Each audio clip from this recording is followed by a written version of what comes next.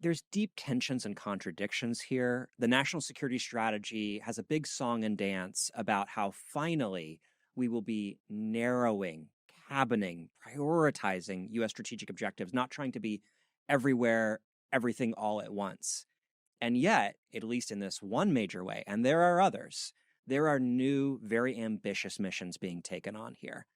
But at a minimum, you could say that Trump, through this document and through his behavior, is telling a clear story to the American people about how your national security is threatened by these specific things, immigration, drugs, and the like.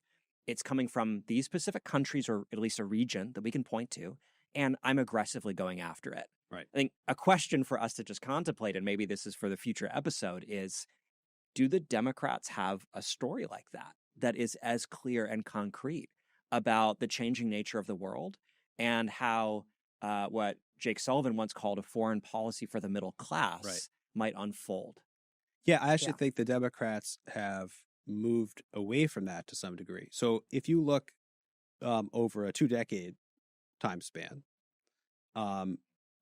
it was Barack Obama who capitalized on the notion that the United States should be doing less nation building abroad and, more nation building at home.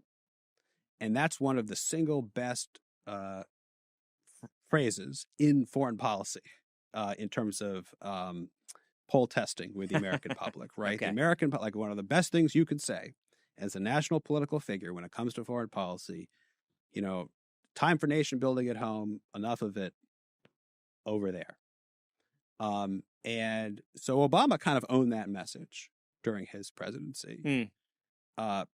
Trump came in with a version of that in a right-wing Trump frame. Yes. Right? So the challenges at home were different.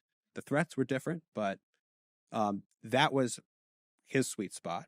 The Biden team had their own version, which was the foreign policy for the middle class. We're going to make America's international engagements, work not just for the American people, but also for the middle and working class. And yet by the end of the Biden administration, they were running on a very orthodox foreign policy, and the whole middle class part seemed to have dropped out.